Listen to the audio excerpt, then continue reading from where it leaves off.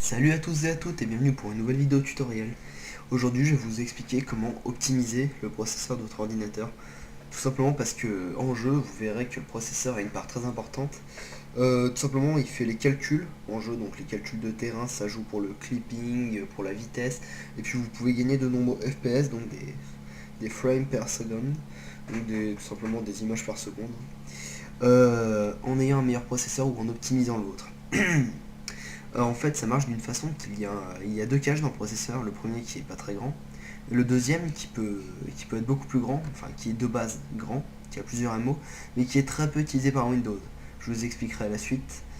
Mais pour l'instant, tout ce que vous devez savoir, c'est que la mémoire vive calcule aussi, mais est beaucoup moins rapide que le processeur.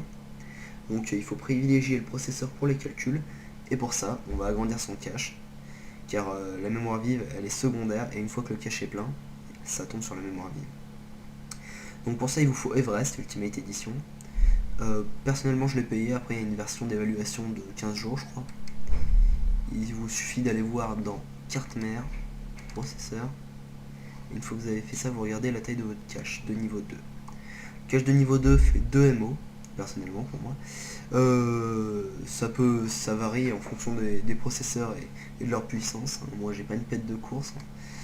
En général, hop, vous rentrez dans Regedit, tout simplement vous faites Regedit en recherche ou alors vous faites exécuter Regedit, vous le lancez. Une fois que vous êtes dedans, vous avez ça.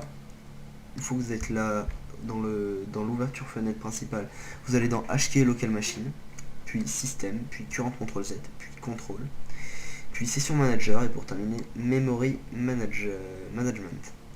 Donc là vous verrez second level cache data. Vous double-cliquez dessus, vous vous mettez en hexadécimal, non en décimal, excusez-moi, vous foutez en décimal, vous regardez combien donc fait votre processeur. Moi c'est 2 MO, 2 MO c'est égal à 2048 KO. Donc là il vous suffit d'aller sur un site de convertisseur, 2 MO est égal 2048 KO.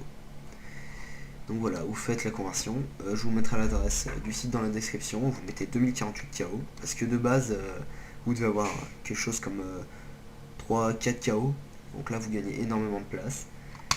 Et voilà, maintenant votre ordinateur pourra beaucoup plus puiser dans votre processeur pour avoir plus de ressources en jeu. Et vous gagnerez facilement 10 FPS et des performances pour des logiciels comme Sony Vegas pour des montages ou des transferts de fichiers, ou plein de choses comme ça. Voilà. Donc j'espère que cette vidéo vous aura été utile. N'hésitez pas à laisser un like, un commentaire ou vous abonner à ma chaîne. Merci beaucoup.